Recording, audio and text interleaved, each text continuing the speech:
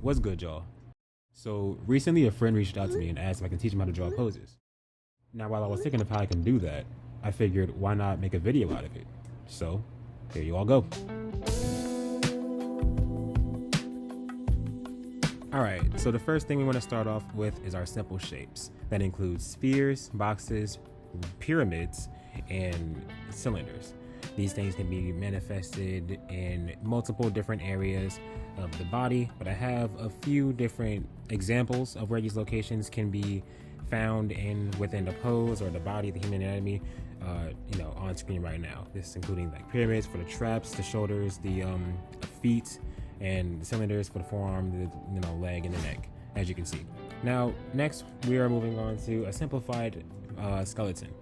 Right here, you're mainly focusing on the placement of the hips and the rib cage. This is going to give you your line of action, and it's going to also show you where your balance should be, like where your weight is, right? And then from that, you want to, of course, draw your anchor points, which are your feet or your legs, right? Because the whole time that you're drawing a pose, you want to make sure that they are centered, right? And speaking of, boom, we have contrapposto. This is what's going to give your pose that intrigue, right? Because people don't often stand like static. There's always some sort of counterbalance here to look at, right? Now, I have these lines going through the joints to show how these intersecting lines can be found within a pose. See, the main thing about it is you want to find these angles and find these intersecting lines within your poses. That plays a big part of what's going to make your pose more interesting. So after that, you want to make sure how these muscles are laying on top of the bones. This is where you get your rectangular torso shape or your cylindrical arm shape, right? You have to understand how to follow the curvature of these parts of the body. And then also take in mind that you understand what makes the skeletal structure of a female and male character different. With the hips of a female, it's going to be tilted forward a little further than with the hips of a male.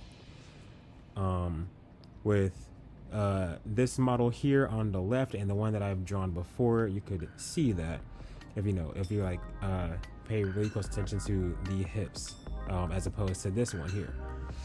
Now, this can also apply to models or characters who are also larger in size.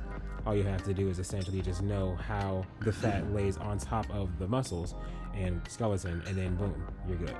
Now, putting all that information together into full body gesture drawing is going to essentially be your practice for posing. Now, you have the understanding of where the line of action sits, how to make sure that the weight is conveyed within your pose well enough for it to be believable, and now you can capture the essence of the pose itself within the gesture. Now, with how I'm doing this here, it's not typically how you would do a gesture, but it's fine enough. Now, once you get to doing full illustrations, you can apply that knowledge to your guidelines to figure out where your characters are going to be mapped on the screen. This is one that I've done. It's not a full body paid illustration or like that, but it's one that I use to show how you can apply that knowledge to your guidelines whenever you're drawing some sort of splash art of a character or characters.